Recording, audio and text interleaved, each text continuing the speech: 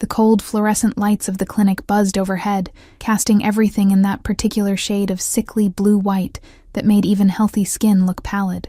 I stared at the grainy black and white image in my hand, still struggling to process what it meant.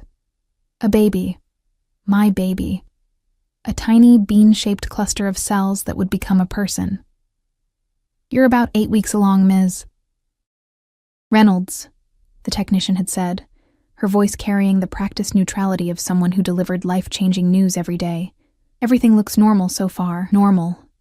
What a useless word. Nothing about this situation was normal. I stepped out into the late September rain, the ultrasound printout tucked safely in the inner pocket of my coat, protected from the downpour that matched my mood. Manhattan glittered around me, 1,000 lights reflecting in puddles like scattered stars, beautiful and completely indifferent to my crisis. I pulled my thin jacket tighter around me, wishing I'd worn something warmer. The weather had turned suddenly, catching the city in that awkward transition between seasons. 3 weeks. That's how long ago Mark had disappeared. No calls, no texts, nothing. Just vanished after nearly a year together, leaving behind half-empty drawers in my apartment and a void of unanswered questions. And now this. A baby I never planned for with a man who was no longer there. The subway ride back to my apartment in Queens was a blur of noise and bodies, the familiar discomfort of rush hour providing a strange comfort. At least some things remained predictable. I mechanically checked my phone every few minutes, scrolling through our last text exchange. Nothing had changed, of course. His final message was still there. "Can't wait to see you tonight. Miss you." He never showed that night, or any night after. My tiny apartment greeted me with the same empty silence that had become my constant companion. 1 bedroom, a kitchenette, and a bathroom barely big enough to turn around in. But it was mine. Or at least it would be until the rent was due again. 3 more weeks. My job as an administrative assistant at a law firm barely covered the bills when I was on my own. With a baby coming, the math became impossible. I dropped my bag on the counter and collapsed onto my second-hand couch, the springs protesting beneath my weight. The ultrasound had been the last thing I wanted to do today, but my doctor had insisted after confirming the pregnancy test results. "Let's make sure everything's developing correctly," she'd said gently, probably seeing the panic in my eyes. My hand drifted unconsciously to my still flat stomach. There was nothing to feel yet, no physical sign of the life growing inside me. But knowing it was there changed everything. I needed to tell someone, not my parents. They'd barely spoken to me since I'd moved to New York against their wishes 3 years ago. Not my coworkers. Office gossip spread faster than a virus. But I needed to share this burden with someone before it crushed me. My best friend Jenna was traveling for work, somewhere in Europe with spotty reception. Still, she'd want to know. With trembling fingers, I pulled out my phone and took a photo of the ultrasound. I opened our message thread, the last exchange from 2 days ago sitting there. She'd sent me a blurry picture of the Eiffel Tower with the caption, "Wish you were here." I attached the ultrasound image and typed, "Wish you were here too. I could really use my best friend right now. I'm pregnant, Jen. Mark's gone. I don't know what to do." My thumb hovered over the send button for a long moment before I finally pressed it. The little whoosh sound as the message departed carried a strange finality with it. There. It was real now. I had told someone. I set my phone down and dragged myself to the shower, letting hot water cascade over me until my skin turned pink and my thoughts grew foggy with steam. When I emerged, wrapped in my threadbare towel, I heard my phone chime from the living room. That was fast. Maybe Jenna was awake despite the time difference. I padded across the cold floor, leaving damp footprints behind me, and picked up my phone. The notification made my heart stop. It wasn't from Jenna. It was from a number I didn't recognize, with a New York area code. But the preview showed 3 words that made no sense. Is it mine? Confused, I opened the message. And then I saw it. The ultrasound image I'd sent, but this wasn't Jenna's thread. Somehow, in my exhausted emotional state, I'd sent the most intimate, vulnerable message of my life to the wrong number. My face burned with embarrassment as I quickly typed, "I'm so sorry. Wrong number. Please ignore." The response came immediately. "Who is this?" I hesitated. Should I even respond? But something about the abruptness of the question made me feel I needed to provide closure to this awkward exchange. Just someone who made a mistake. Sorry to bother you. The 3 dots appeared, indicating the stranger was typing. They disappeared, then reappeared several times, as if they were writing and rewriting their response. Finally, "What's your name?" A chill ran down my spine. Something about the directness of the question felt invasive, demanding. I shouldn't answer. I knew I shouldn't. I'm sorry, but I don't give my name to strangers. Again, I apologize for the mix-up. Have a good night. I set the phone down, my heart racing for reasons I couldn't quite explain. Before I could even turn away, it chimed again. You texted Mark's old number. The room seemed to tilt around me. Mark's old number? That was impossible. I still had Mark saved in my contacts. Unless he'd changed his number, unless the number I'd been texting for the past 3 weeks had never reached him at all. With shaking hands, I picked up the phone again. How do you know Mark? The response took longer this time, each second stretching painfully as I watched the typing indicator appear and disappear. We had business together. He owes me. My throat went dry. Mark was an investment banker, or so he'd claimed. We'd met at a coffee shop near the financial district, his expensive suit and confident smile a stark contrast to my bargain-rack dress and nervous demeanor. He'd been charming, attentive, generous. Too generous, perhaps. The gifts, the dinners at restaurants I could never afford, the weekend trips, all beyond what a mid-level banker should be able to afford. But I'd never questioned it. Never wanted to question it. What kind of business? I asked, though a voice in the back of my mind was screaming at me to stop, to block this number, to forget this conversation was happening, the kind people don't walk away from. My legs gave out beneath me, and I sank to the floor, the towel still wrapped around my damp body. Mark had been involved in something illegal.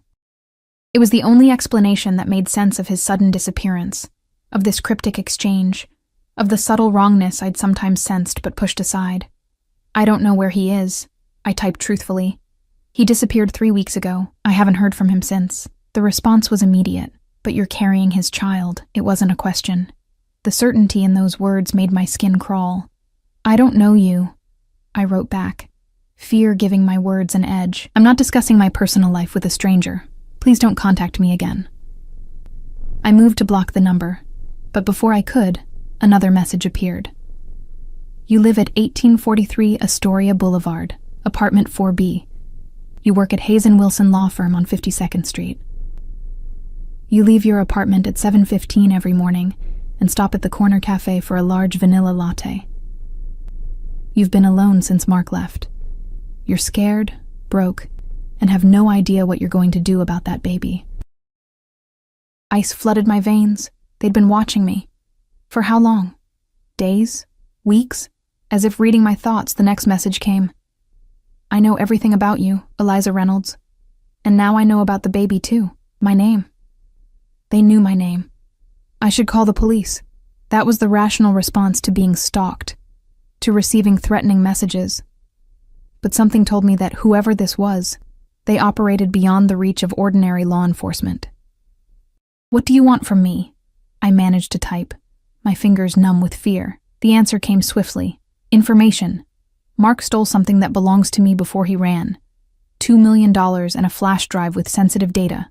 I want it back. I don't have any money or flash drive, I protested. I barely knew Mark, it seems. Whatever he took, he didn't give it to me. The typing indicator appeared again, disappeared, then reappeared. I held my breath.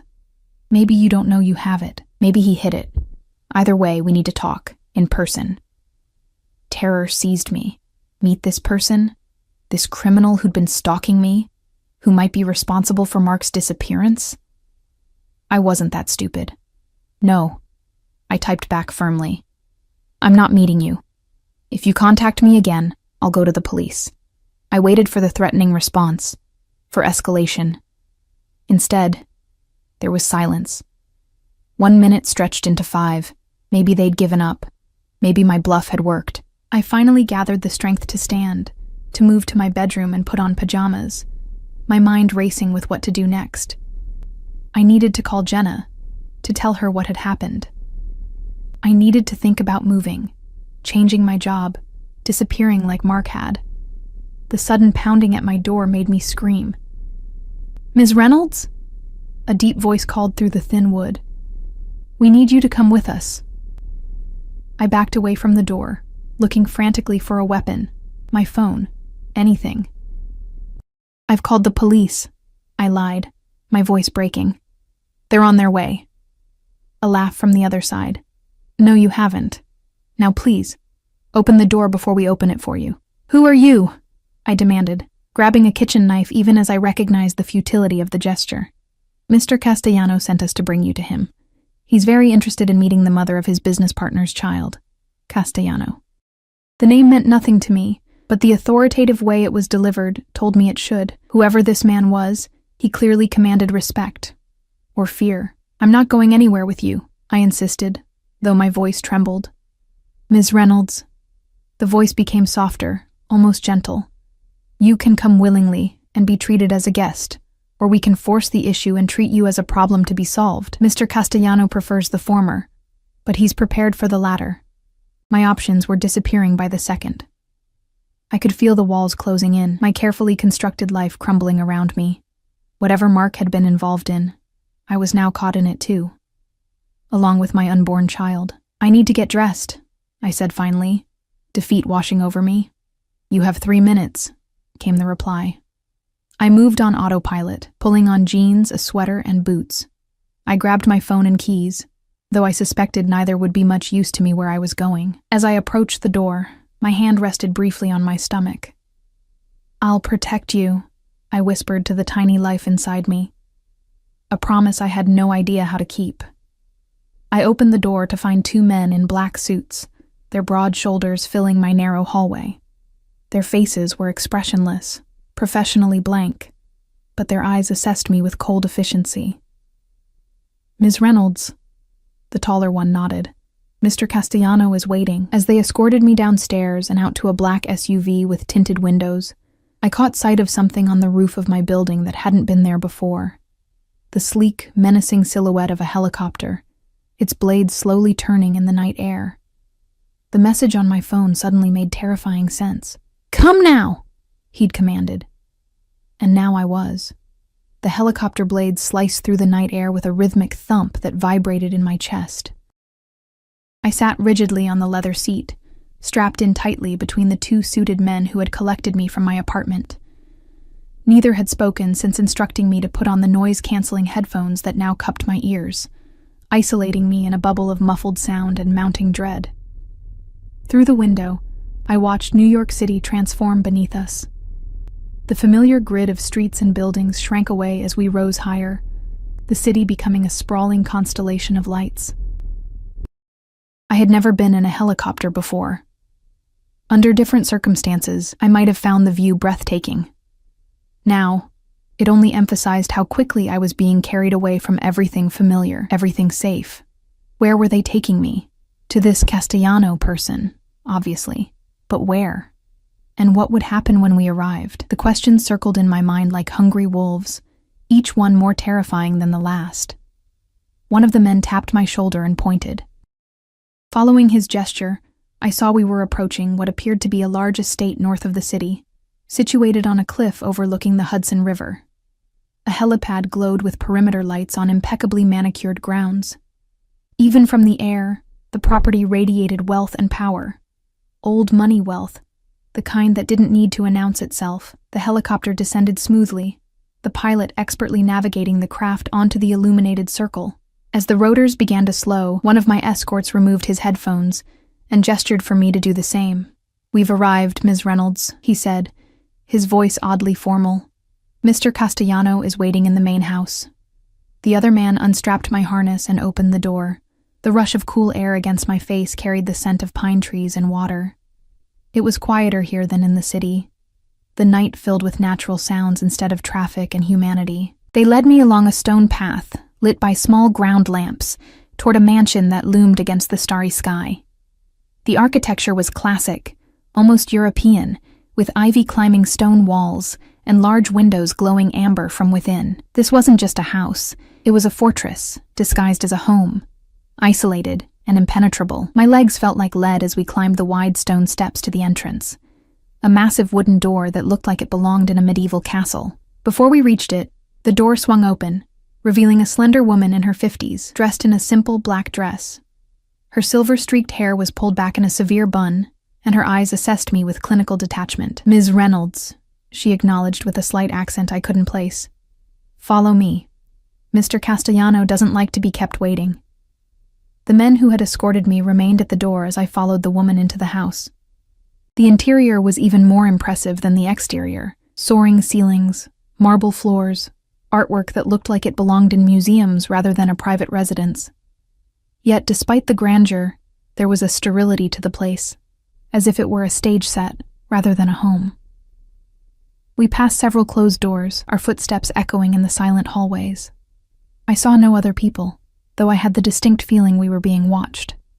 Security cameras, I realized, discreetly positioned at intervals along the corridor. "Who is Mr. Castellano?" I finally asked, my voice sounding small in the cavernous space. The woman didn't slow her pace or turn around. "You'll find out soon enough." She led me to a set of double doors at the end of a long hallway where she stopped and knocked softly. After a moment, she opened one door and gestured for me to enter. "Wait here," she instructed, before closing the door behind me, leaving me alone. I found myself in what appeared to be a study. Floor-to-ceiling bookshelves lined 2 walls, filled with leather-bound volumes. A massive desk dominated the space, its surface clear except for a laptop and a single file folder. Behind it, floor-to-ceiling windows overlooked the river, the moonlight casting silver ribbons across the dark water. The room smelled of leather, old books, and something else, a subtle cologne with notes of sandalwood and spice, masculine, expensive, and somehow dangerous. I stood awkwardly in the center of the room, afraid to touch anything, afraid to even sit without permission. Minutes passed, each one stretching my nerves tighter. Was this a tactic? Making me wait, letting my fear build? If so, it was working. The soft click of the door opening behind me made me jump. I spun around, heart hammering against my ribs. The man who entered moved with the quiet confidence of a predator. Unhurried, deliberate, aware of his power. He was taller than I expected, broad-shouldered but lean, dressed in a charcoal suit that had clearly been tailored to fit his frame perfectly. Dark hair with threads of silver at the temples framed a face that might have been carved from stone.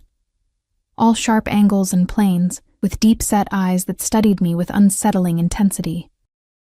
This, then, was Castellano. He didn't look like what I'd imagined a mob boss would look like. No flashy jewelry or slicked-back hair. Nothing like the caricatures from movies. Instead, he exuded a refined danger, like a finely crafted blade. "Ms. Reynolds?" he said, his voice a low baritone with just the faintest trace of an Italian accent. "Thank you for joining me this evening." As if I'd had a choice, he gestured to one of 2 leather armchairs positioned near the unlit fireplace. "Please, sit." I perched on the edge of the chair, watching as he moved to a sideboard and poured amber liquid into 2 crystal glasses. He handed one to me, then took the other chair, sitting with an ease I couldn't imagine feeling. "I don't drink," I said, looking at the glass in my hand. "And I shouldn't anyway because of the—" I trailed off, gesturing vaguely toward my midsection. Something flickered across his face, too quick to read. "Of course," he said, taking the glass back and replacing it with a bottle of water from a small refrigerator hidden in the cabinetry. "The baby. Mark's baby." The way he said Mark's name sent a chill down my spine, like he was pronouncing a death sentence. "Where is Mark?" I asked, surprising myself with my boldness. Castellano studied me for a long moment, taking a sip of his drink before answering. "I was hoping you might tell me that." "I told you already, I don't know." "He disappeared 3 weeks ago. No warning, no explanation." My voice cracked slightly. I thought he loved me. A bitter smile curved his lips. "Mark Tanner is very good at making people believe what he wants them to believe." "You speak about him in the present tense," I observed. "So he's not—" I couldn't say the word. "Dead?" Castellano finished for me. Not yet. Though when I find him, he may wish he were. The casual way he referenced murder made my blood run cold. This wasn't an idle threat or hyperbole. This was a statement of fact from a man accustomed to deciding who lived and who died. "What did he do to you?" I asked, clutching the water bottle tightly. Castellano set his glass down and leaned forward, his eyes never leaving mine. Mark Tanner worked for me for 5 years. He was brilliant with numbers, with finding patterns where others saw only chaos. I trusted him with my financial operations. And then, 3 weeks ago, he disappeared with $2 million of my money and information that could destroy everything I've built.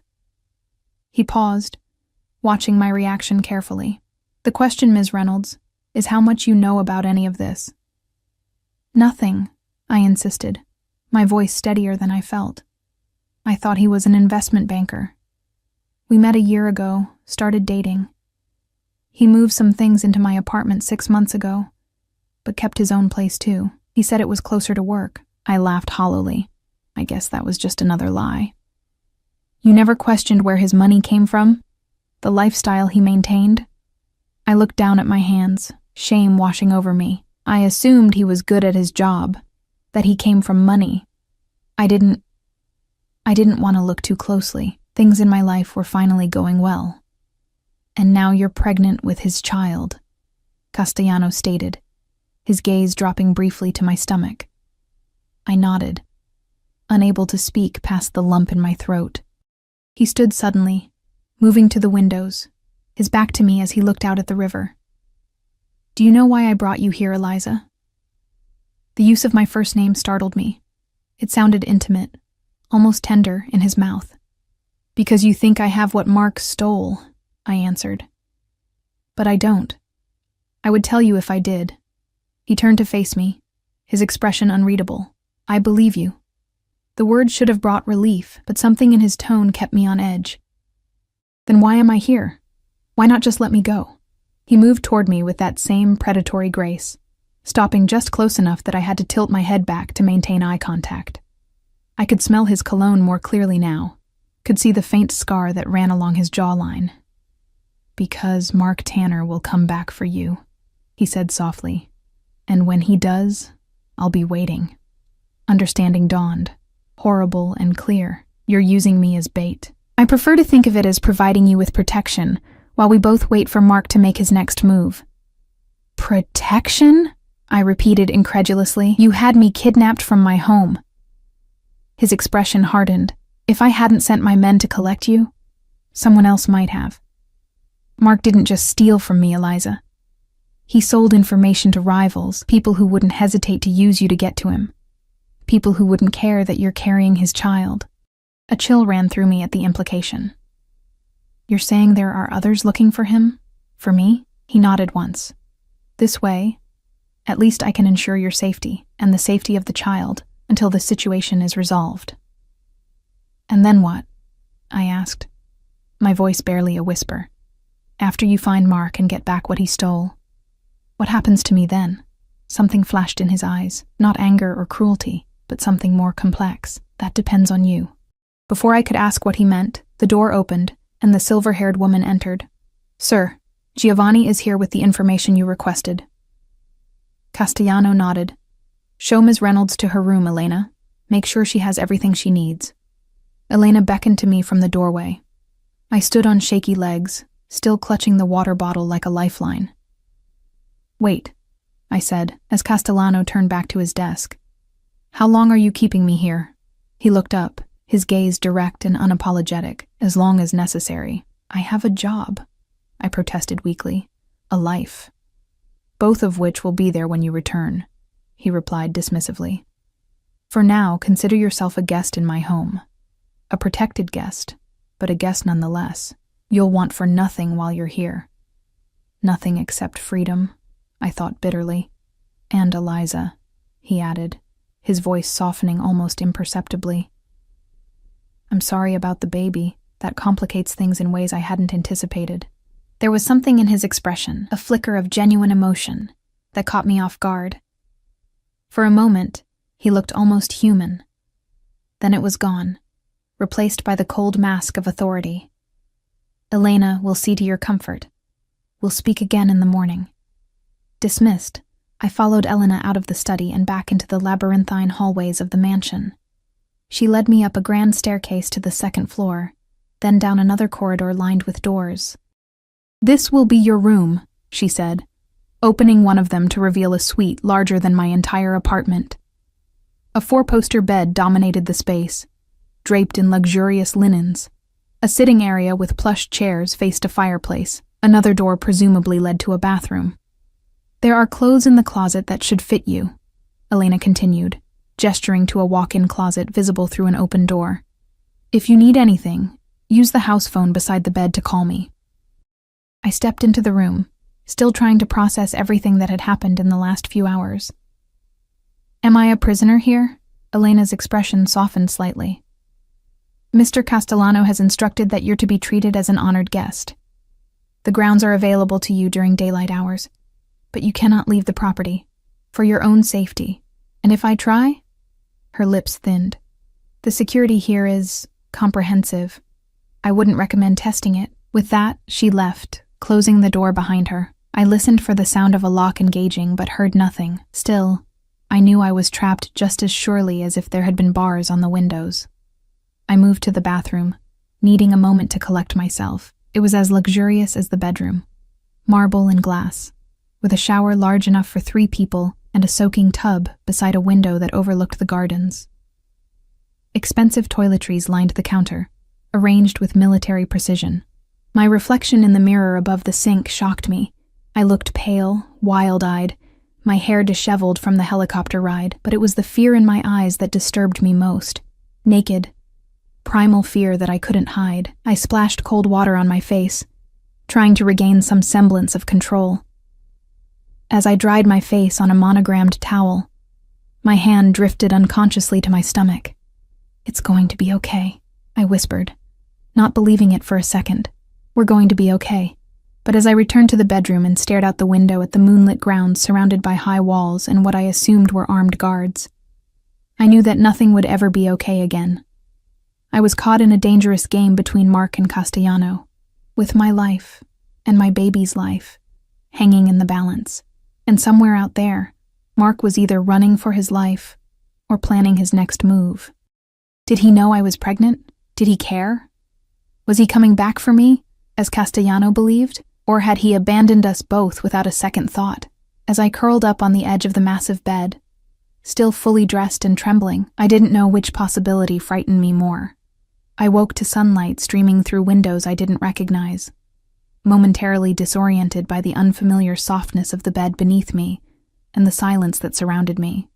No traffic noise, no neighbors arguing through paper-thin walls, none of the sounds that usually accompanied my mornings in Queens. Then, the memories of the previous night crashed over me in a wave of renewed fear. The mistaken text, the helicopter, Castellano. I sat up, surprised to find myself under the covers in a silk nightgown I didn't remember changing into. My clothes from yesterday were nowhere to be seen. The thought of someone undressing me while I slept sent a shudder through me, though I had to admit the alternative. Sleeping in my jeans and sweater would have been uncomfortable. A soft knock at the door made me jump. "Ms. Reynolds," Elena's voice called. "Are you awake?" I pulled the covers up to my chin, suddenly feeling exposed despite the modesty of the nightgown. "Yes," I called back, my voice raspy with sleep and anxiety. The door opened, and Elena entered carrying a tray. She was dressed identically to the night before, making me wonder if she owned multiple versions of the same black dress, or if she simply never changed. "Breakfast," she announced, setting the tray on a small table near the window. "Mr. Castellano thought you might prefer to eat in your room this morning." The aroma of coffee and freshly baked bread reached me, and my stomach growled in response.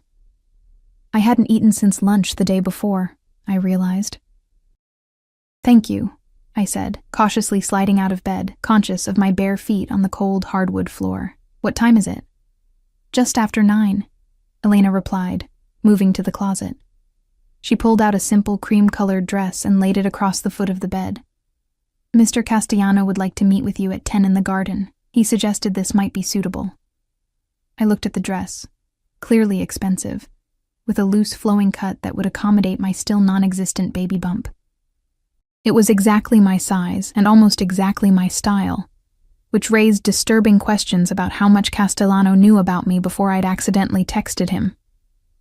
"My clothes," I began, "are being cleaned," Elena interrupted smoothly. "They'll be returned to you, but Mr. Castellano thought you might appreciate a change of wardrobe during your stay." During my captivity, she meant. The politeness of it all, the breakfast tray, the silk nightgown, the new clothes, felt like a veneer of civility over something fundamentally violent. "I need to call my work," I said. "They'll be wondering where I am." Elena's expression revealed nothing. "Mr. Castellano has already arranged for a message to be sent to your employer. You've been granted a leave of absence for family reasons." The casual control over my life sent a fresh wave of anger through me. "He had no right." "He has every right," Elena cut in, her voice suddenly hard. "You don't understand the position you're in, Ms. Reynolds. The danger. Mr. Castellano is offering you protection that others in his position might not extend. I suggest you show some gratitude." Her words doused my anger like cold water. I was alone, pregnant, and at the mercy of a man who casually spoke of murder. Whatever game I was caught in, it had rules I didn't understand, and stakes higher than I could imagine. "I'll be back to escort you to the garden at 10, Elena said, her tone softening slightly. "Try to eat something. It's not good for the baby if you don't." With that, she left, closing the door behind her. I ate mechanically, my mind racing. The food was delicious: fresh fruit, yogurt, warm bread with butter and honey, and decaffeinated coffee, but I barely tasted it. I was too busy trying to formulate a plan, some way out of this situation. I could try to escape, but to what end? I had no idea where I was, beyond north of the city. Even if I somehow made it past the security Elena had mentioned, where would I go? And if what Castellano said was true, about others looking for me, running might put me in even greater danger. After eating, I showered quickly, wrapping myself in one of the plush towels embroidered with the letter C. The bathroom was stocked with high-end toiletries, shampoo that smelled of jasmine, body wash scented with vanilla and amber.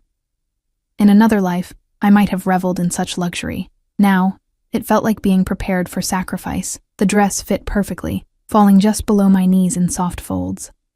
I found underwear in the dresser drawer, tags still attached, at least sparing me the indignity of wearing something another woman had left behind. In the closet were shoes in my size, and I selected a pair of simple ballet flats that matched the dress. Exactly at 10, Elena knocked again. She looked me over with an appraising eye and gave a small nod of approval before leading me through the house. In daylight, the mansion was even more impressive. Sunlight streamed through tall windows, illuminating artwork that I now recognized as original pieces by masters. Old masters. The kind that belonged in museums, not private homes. We passed a Monet that made me pause mid-step, earning an impatient look from Elena. "Mr. Castellano collects art," she said, noticing my expression. Among other things, we exited through French doors onto a stone terrace that overlooked expansive gardens. Immaculately trimmed hedges formed geometric patterns around beds of late-blooming flowers. Stone pathways wound through the landscape, leading to secluded benches and small fountains. Elena pointed to a gazebo near a reflecting pool at the center of the garden. "Mr. Castellano is waiting for you there. Go directly to him." I stepped out into the autumn sunshine, the cool air carrying the scent of roses and earth. Despite my situation, I couldn't help but appreciate the beauty surrounding me. The garden was a masterpiece of design, each element carefully planned and maintained to create an atmosphere of serene elegance. As I approached the gazebo, I saw Castellano seated at a small table, reading something on a tablet. He wore casual clothes today, dark slacks and a light sweater that somehow looked just as expensive as his suit from the night before. A steaming cup of coffee sat untouched at his elbow. He looked up as I approached, rising to his feet with that same fluid grace. "Eliza," he greeted me, gesturing to the chair across from his. "You look well. Did you sleep?" "As well as could be expected," I answered carefully, taking the offered seat. "Considering I was kidnapped and am being held against my will." A ghost of a smile touched his lips. direct. I appreciate that quality. He sat back down, setting aside his tablet. I thought we might continue our conversation from last night. There are things you should know about Mark, about your situation. Why should I believe anything you tell me? I challenged, surprising myself with my boldness. You're a criminal. I am many things, he replied, unperturbed by my accusation. A businessman, an art collector, a man who values loyalty and abhors betrayal. His dark eyes fixed on mine. Mark betrayed that loyalty, put my organization at risk, and stole what was mine. These are facts, not allegations. I looked away, unable to hold his intense gaze. What do you want from me, Mr. Castellano? Vito, he corrected. If we're going to be spending time together, you might as well use my first name. The familiarity made me uncomfortable. Fine. Vito, what do you want from me? He leaned forward, his expression serious. I want to understand what Mark might have told you, what he might have hidden with you, knowingly or unknowingly. I've told you I don't have anything of yours, I insisted. I didn't even know who Mark really worked for until last night. Vito studied me for a long moment, as if trying to read the truth in my face. I believe you, he said finally. But that doesn't mean he didn't hide something in your apartment, your possessions. Something you might have overlooked. Your men searched my apartment last night, didn't they? I guessed, remembering how thoroughly they'd checked each room before escorting me out. He nodded once. A preliminary search, yes. They found nothing obvious, but Mark is clever. He wouldn't make it easy to find, so what now? You keep me prisoner here indefinitely? Not a prisoner, he corrected. A protected guest. There's a difference. Not from where I'm sitting, I muttered. He sighed, looking out over the garden. You still don't understand the danger you're in. Mark didn't just steal from me. He sold information to the Bratva, the Russian mafia. Information about my operations, my people. His jaw tightened. 3 of my men died because of what he revealed.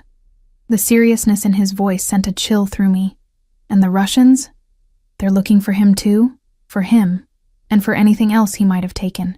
They know about you, Eliza. They know you were important to him. I wasn't that important, I said bitterly. He left me.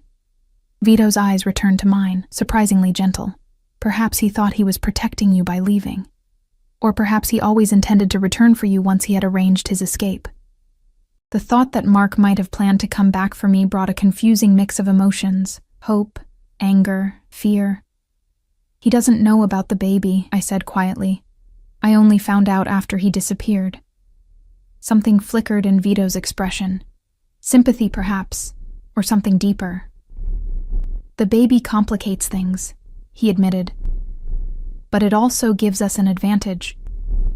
If Mark cares for you at all, he'll return when he learns you're carrying his child. And if he doesn't care? I asked, voicing the fear that had haunted me since seeing that first positive pregnancy test.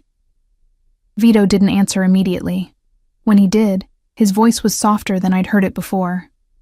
Then I'll ensure you and the child are taken care of, regardless. I stared at him, trying to reconcile this unexpected offer with the dangerous criminal I knew him to be. Why would you do that? Because despite what you think of me, I'm not a monster, he said simply. I have a code. Women and children are never to be harmed in my business. He paused, looking at me intently.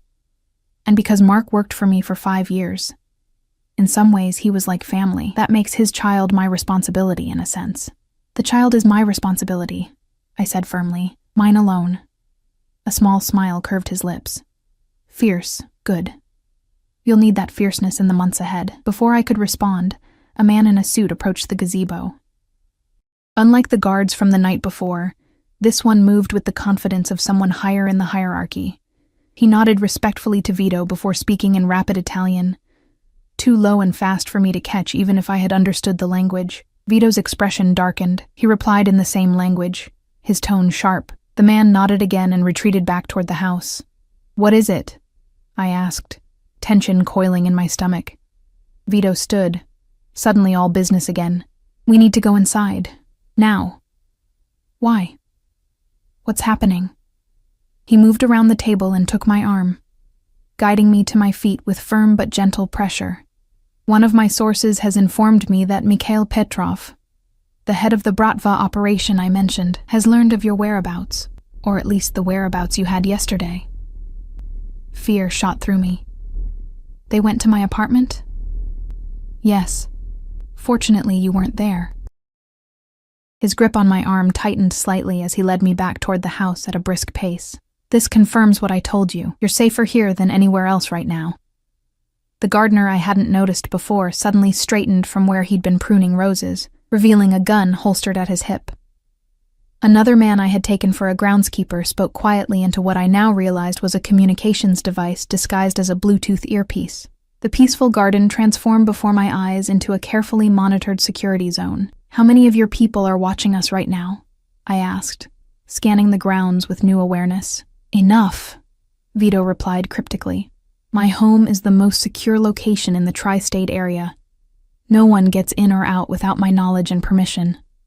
As we re-entered the house, I noticed more security personnel had appeared, moving with purposeful efficiency. Vito led me not back to my room but to his study, closing the door behind us. I need to make some calls, he said, moving to his desk. You'll stay here where I can keep an eye on you.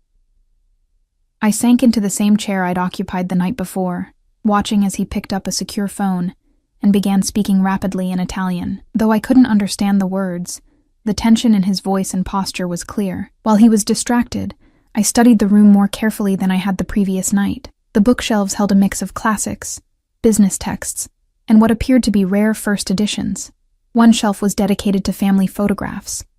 Vito with an older man who shared his features, presumably his father.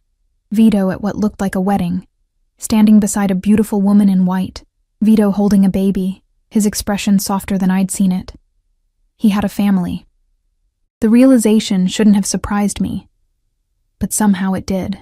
In my mind, men like him existed in isolation, defined solely by their criminal activities.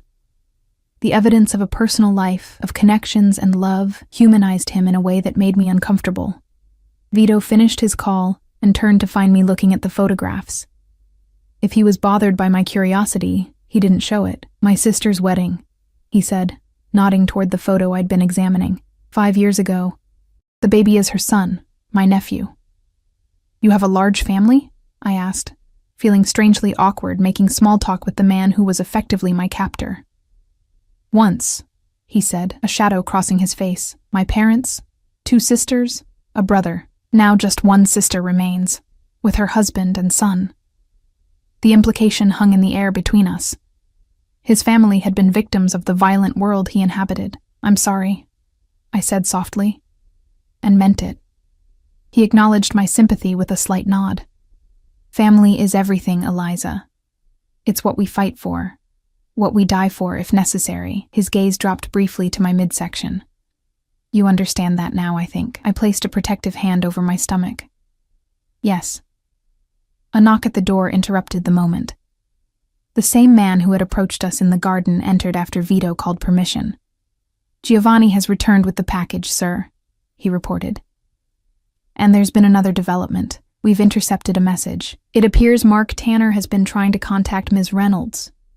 My heart jumped. What? How? Giovanni, the man who had delivered the news, looked to Vito for permission before answering me. At Vito's nod, he continued, An email was sent to your work account this morning. We've been monitoring all your communications since last night. The invasion of privacy should have angered me, but I was too focused on the news about Mark. What did it say? The email? Giovanni again deferred to Vito, who nodded once more. It was brief, Giovanni said. Just 3 words. Are you safe? He knows, Vito said, his expression darkening. He knows you're no longer at your apartment. He's reaching out to confirm his suspicions, or he's genuinely concerned about me, I countered. Vito's laugh was without humor. Mark Tanner is concerned only with himself and his survival. If he's reaching out to you now, it's because he needs something. You don't know that, I insisted, though a part of me feared he was right. After all, Mark had disappeared without a word, leaving me alone and unknowingly pregnant. What kind of man did that if he truly cared? I know Mark better than you think, Vito said. I recognized his talent early, brought him into my organization when he was still in his 20s. I mentored him, trusted him, treated him like family. His voice hardened, and he repaid that trust by stealing from me and selling information that got my people killed. The vehemence in his voice silenced me. Whatever Mark had done, Vito's hatred went beyond the theft of money. This was personal. What are you going to do? I asked finally. Reply to his message, Vito said. Draw him out. Fear gripped me. Using me as bait, you mean? Using the situation to our mutual advantage, he corrected. You want answers from Mark. So do I. This may be our opportunity to get them. I wanted to argue, to refuse to participate in his trap. But the truth was that I did want answers. Why had Mark left? Had any of what we shared been real? Did he know about the baby? Would he care? What would the reply say? I asked cautiously. Vito studied me, his dark eyes unreadable. The truth, or a version of it, that you're safe but not at home, that you know what he did, that you need to see him, and when he responds, if he responds, Vito corrected, we'll arrange a meeting, somewhere public, somewhere he'll feel safe enough to show his face. And then your men will grab him, I concluded. Vito didn't deny it. He has something that belongs to me. Information that puts lives at risk. Yes, I intend to recover it. And Mark? What happens to him? Something cold and implacable settled over Vito's features. That depends on him. If he cooperates, returns what he stole, provides information on his dealings with the Bratva, he might survive this. The qualifier, might, hung in the air between us. I won't help you kill him, I said firmly, my hand still resting protectively over my stomach. Whatever he's done, he's this baby's father. Vito regarded me for a long moment. I'm not asking you to help me kill him, Eliza. I'm asking you to help me find him before the Russians do. Because I promise you, if they find him first, his death will be neither quick nor merciful. The harsh reality of the situation settled over me like a physical weight. I was caught between two dangerous forces, Vito's cold, calculated vengeance, and the brutal violence of the Russian mafia. And somewhere in the middle was Mark, the father of my child, a man I was beginning to realize I had never truly known. All right, I said finally, my voice barely above a whisper. I'll help you contact him, but I want to be there when you meet him. I deserve answers too. Vito's expression softened marginally. Of course, you'll be there. He glanced at Giovanni. Have Elena prepare lunch for Ms. Reynolds in her room. I need to make arrangements. As Giovanni moved to carry out his instructions, Vito turned back to me. Rest assured, Eliza, I'll do everything in my power to keep you and your child safe. Whatever happens with Mark, you have my protection. The irony wasn't lost on me, seeking protection from the very man who had orchestrated my abduction. But as I was escorted back to my luxurious prison, I realized I had few options left. For better or worse, my fate, and my baby's fate, was now entwined with Vito Castellanos, and somewhere out there, Mark was deciding whether to respond to the bait we were about to dangle, whether to risk everything to see me again.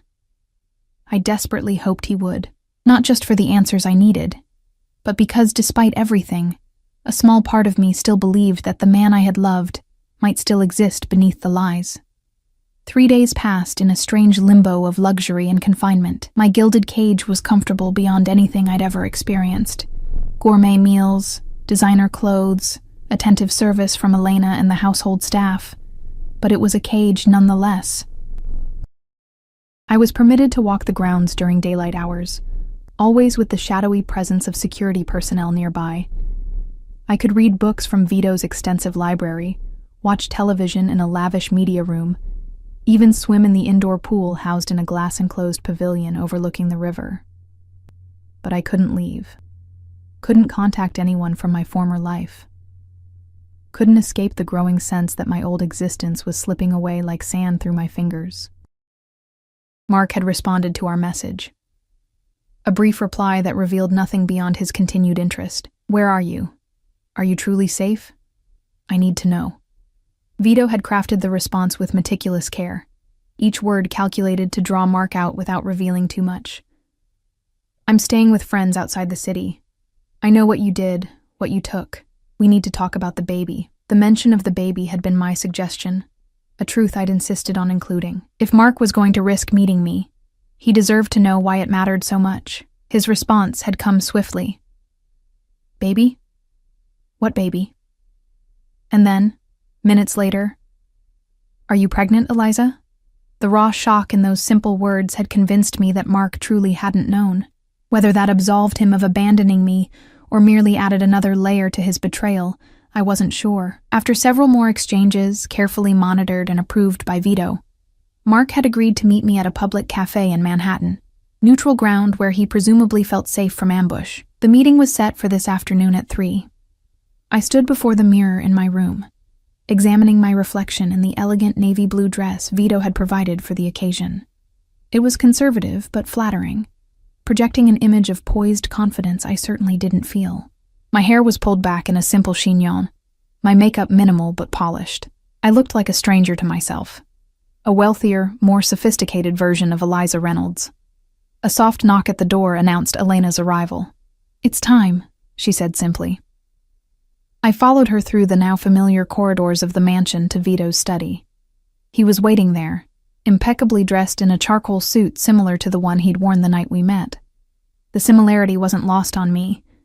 It reinforced the power dynamic between us, reminded me of my position in his world. "You look lovely," he said, his dark eyes taking in my appearance with an assessment that felt more strategic than appreciative. "Are you ready for this?" "As ready as I'll ever be," I replied, my hands instinctively moving to my stomach in what had become a habitual gesture of protection. Vito noticed the movement, his expression softening momentarily. "Remember what we discussed. Keep the conversation focused on the baby and your future together. Express concern about his safety, but don't press him about what he stole or where he's been hiding. Let him volunteer that information." "I know my role," I said, unable to keep the edge from my voice. "I'm the bait. You're the key," he corrected. "Mark clearly cares for you enough to risk this meeting. That gives you power in this situation, Eliza. Use it."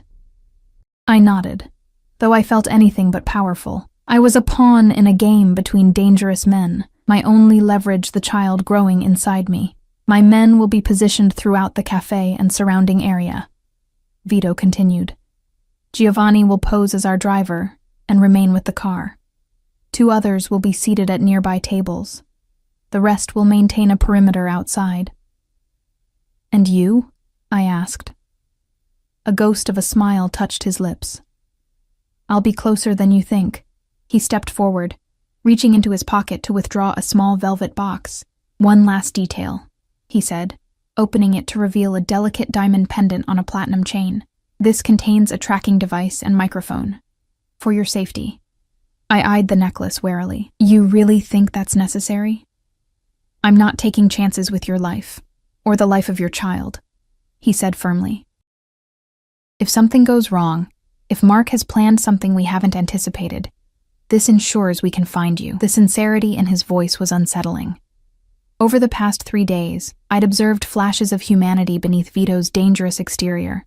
Genuine concern when I'd experienced morning sickness, quiet respect for my privacy, small kindnesses that seemed at odds with what I knew of his criminal empire. It made it harder to see him as the villain in this story, despite the circumstances of our association. I turned and lifted my hair, allowing him to fasten the necklace around my throat. His fingers were warm against my skin, the touch brief but startlingly intimate. The pendant nestled just below my collarbone, the diamonds catching the light with every breath. "Beautiful," he murmured, stepping back to observe the effect. "And virtually undetectable." The helicopter ride into Manhattan passed in tense silence. I sat beside Vito, watching the landscape transform from the wooded seclusion of his estate to the dense urban grid of the city.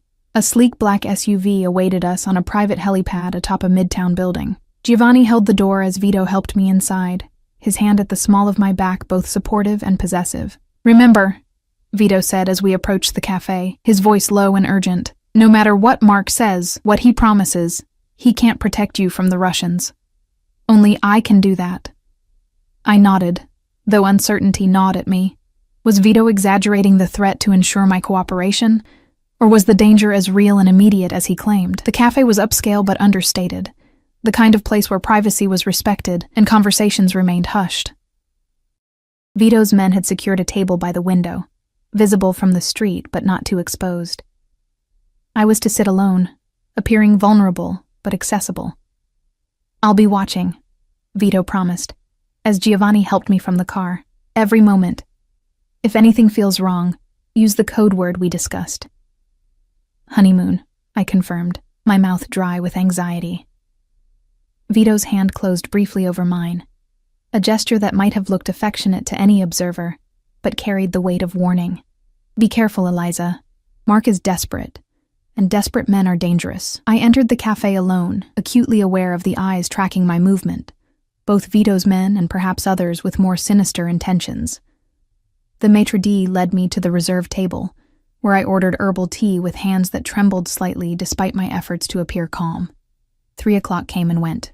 By 1:15, anxiety had my stomach in knots. Had Mark sensed a trap? Had he seen Vito's men and fled? Or worse, had the Russians found him first? At 25 past, just as I was beginning to think he wouldn't come, I saw him. Mark entered from the side entrance, moving quickly between tables, his face partially obscured by a baseball cap and sunglasses. He was thinner than I remembered, his once immaculate appearance now disheveled, his designer clothes replaced by jeans and a worn leather jacket. But it was him. The man I'd thought I loved, the father of my child, the thief who had set this entire nightmare in motion. Our eyes met across the room, and for a moment everything else fell away.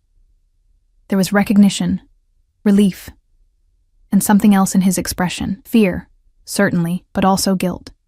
He knew what he had done to me. He slid into the chair across from mine, removing his sunglasses but keeping the cap low over his eyes. "Eliza," he breathed, reaching for my hands across the table. "Thank God you're all right." I pulled my hands back before he could touch me, a reflexive withdrawal that seemed to surprise him. "Am I?" I asked quietly. "All right?" He glanced around nervously, clearly scanning for threats. "I've been worried sick since I saw the Russians at your apartment building. How did you get away? Where are you staying?" "With friends," I replied, using the same vague term from our messages.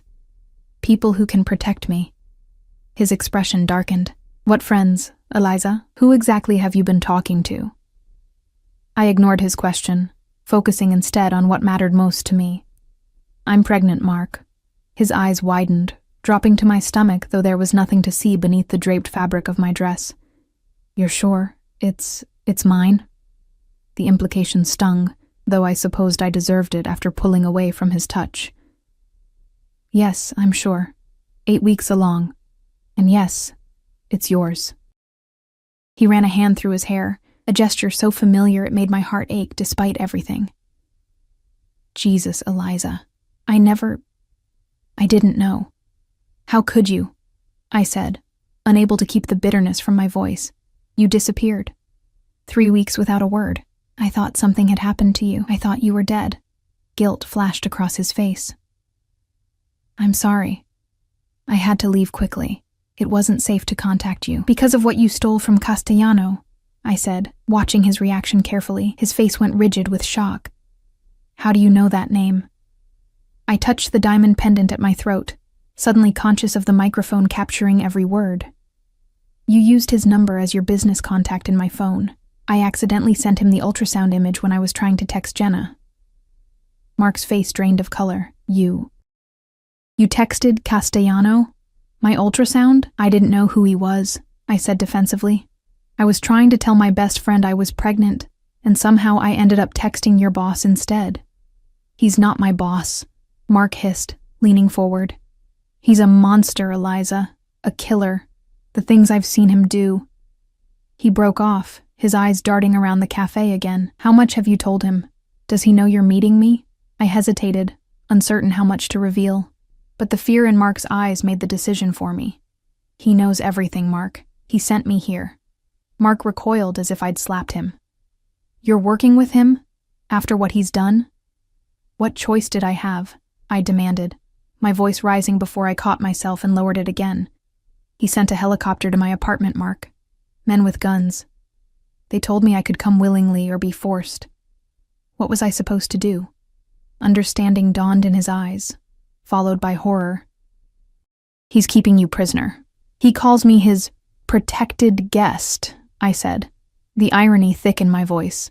Mark reached for my hand again, and this time I didn't pull away. His fingers were cold, his grip desperate. Listen to me, Eliza.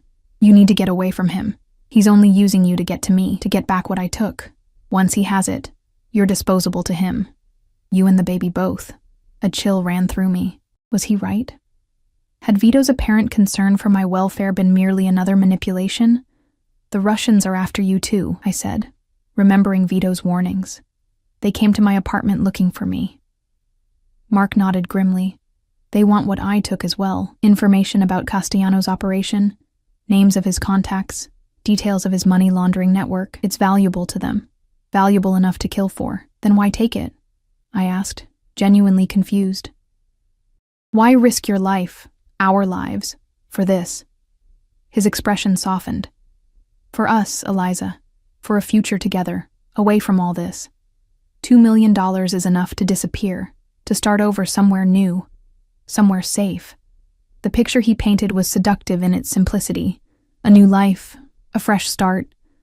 Our child raised far from the violence and danger of his past, but something didn't add up. If it was for us, I said slowly, why didn't you tell me? Why disappear without a word? He looked away, guilt written plainly across his features. I wanted to protect you, keep you separate from it all. I was going to come back for you once I'd arranged everything. New identities, a place to live. But then the Russians found me faster than I expected. I've been running ever since. And now? I asked, my heart pounding. What happens now? Mark leaned closer, his voice dropping to a whisper. I have a plan. A way out for both of us. There's a boat waiting at a private dock. We can be out of the country by tonight, on our way to a place where neither Castellano nor the Russians can find us. I stared at him, trying to reconcile this desperate, secretive man with the charming, confident Mark I thought I'd known. Just like that? Leave everything behind? What's here worth staying for? He countered. Your job, your apartment, those things can be replaced, Eliza. Our lives, our baby's life, can't be. The mention of our child made my protective instincts flare. Was I really considering this? Running away with a man who had lied to me, stolen millions, and put our lives in danger? But the alternative, remaining under Vito's control indefinitely, seemed equally untenable. How would we even get out of here? I asked, glancing toward the window where I knew Vito's men were watching. There are guards everywhere, Mark smiled, a flash of his old confidence returning.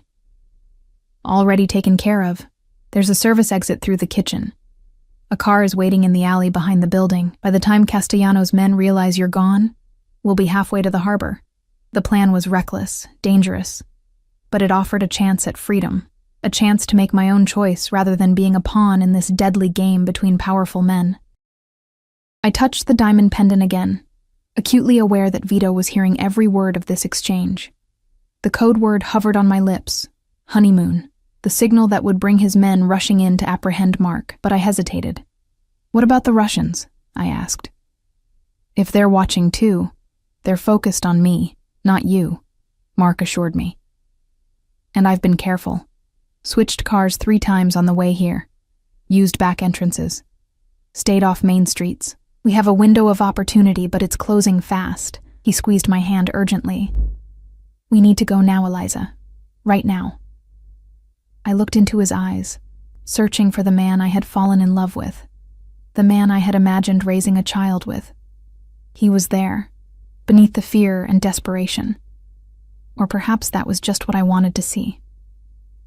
Okay, I whispered, making my decision.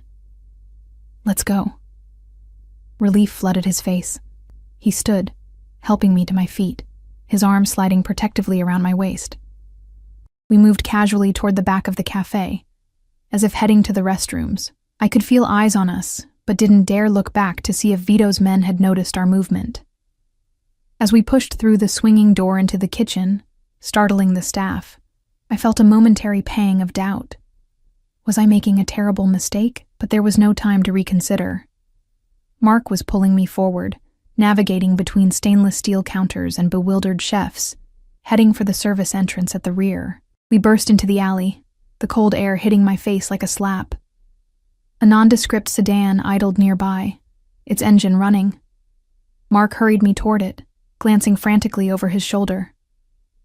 "Almost there," he murmured, his grip on my arm tightening painfully. "Just a few more steps and we're free." The driver's window of the sedan rolled down, revealing a face I didn't recognize, a hard-faced man with a scar running along his jawline and cold eyes that assessed me with clinical interest. "This her?" he asked in a heavily accented voice. Mark nodded. "Yes, let's go." Something in the exchange made me falter.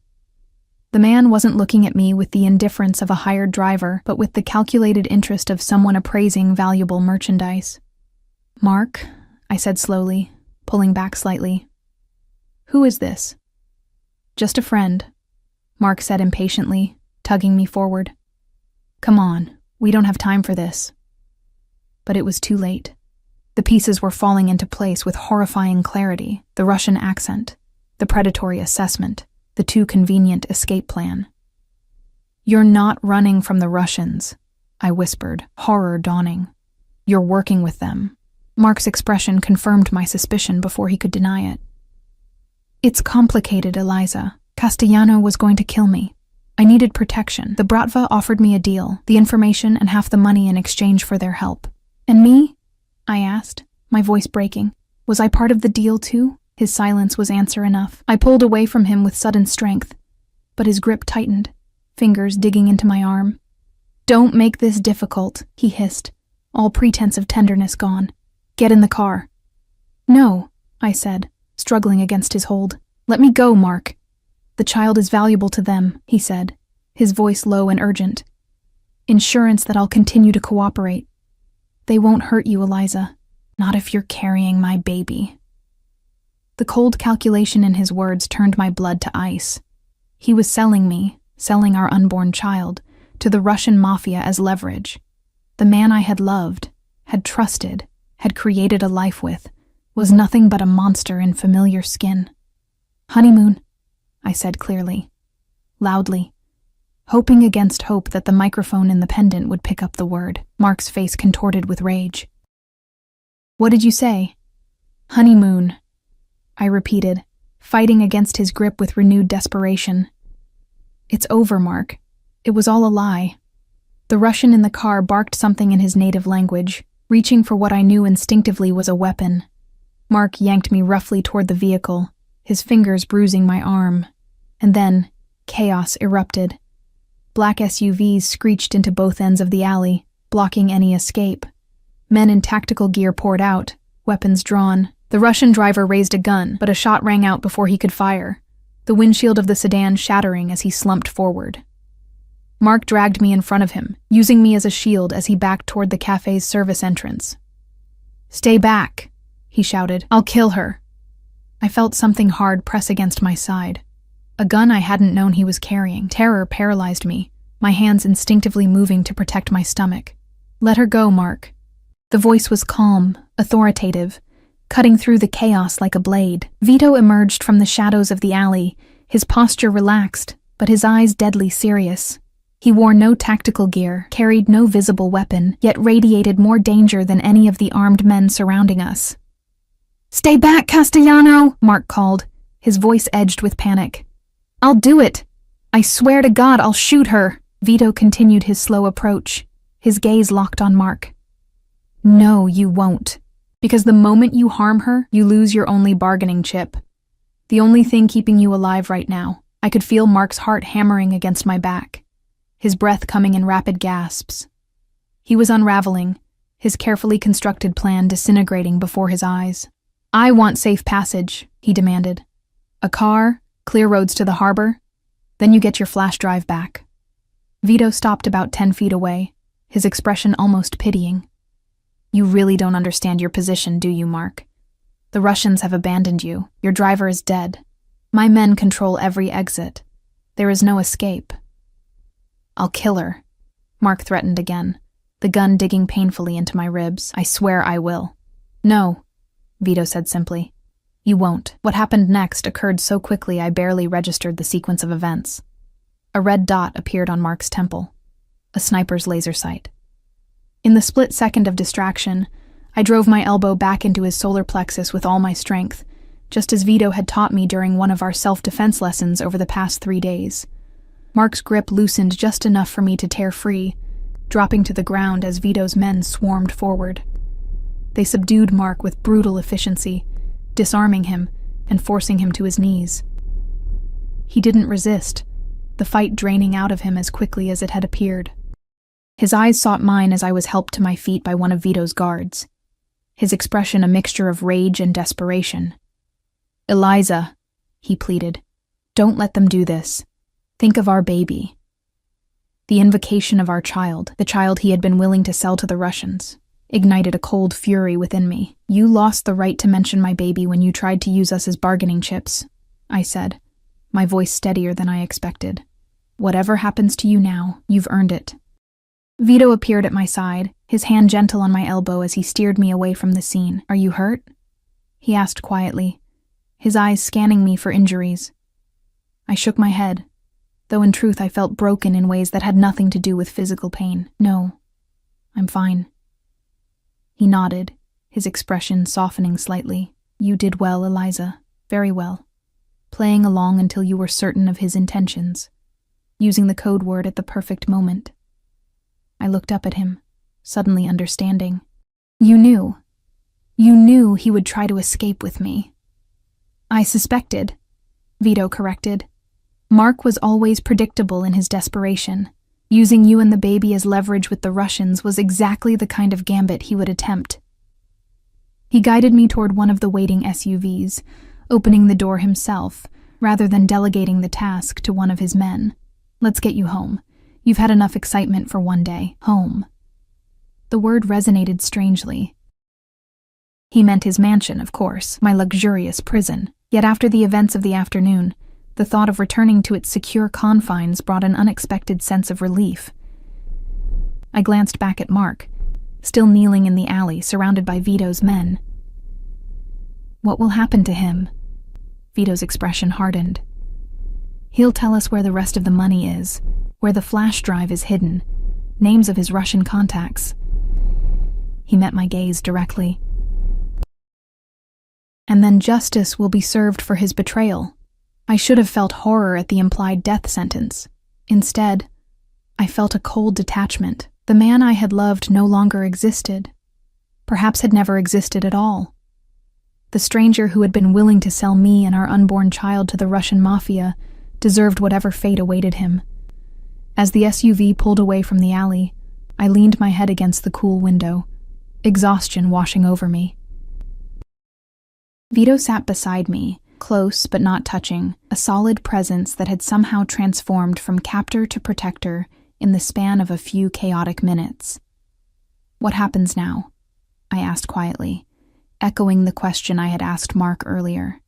Vito was silent for a moment, his gaze fixed on the city passing outside the window. That depends on you, he said finally. The immediate danger has passed. Mark will give us what we need to neutralize the Russian threat. You could return to your life, if that's what you want. The offer of freedom should have filled me with joy. Instead, it left me feeling strangely hollow. Return to what? My tiny apartment? My mundane job? A life where I would raise a child alone, always looking over my shoulder, wondering if some remaining threat from Mark's betrayal might find us? And if that's not what I want, I asked, hardly believing my own boldness. Vito turned to me then, his dark eyes holding mine with an intensity that made my breath catch. Then perhaps we could come to another arrangement, one that ensures the safety and security of both you and your child. The implication hung between us, neither a threat nor exactly a promise. Protection, security, a life within Vito's world, dangerous perhaps but also powerful. A world where my child would never want for anything, would never be vulnerable as I had been. I need time, I said. To think. He nodded, respect in his gaze. Of course. Take all the time you need. My home remains open to you, regardless of your decision. As we rode in silence back to the helipad, I found my hand once again resting protectively over my stomach. The tiny life inside me, the innocent catalyst for all that had happened, deserved better than the father who had sired it. Deserved protection, security, strength. Perhaps, I thought, as the helicopter lifted us away from the chaos of the city toward the secluded sanctuary of Vito's estate, perhaps there was more than one kind of family, more than one kind of belonging, more than one path to safety in a dangerous world, and perhaps, just perhaps, the mistake of sending an ultrasound to the wrong number hadn't been a mistake at all, but the beginning of something unexpected. Something that might, in its own complicated way, become something like home.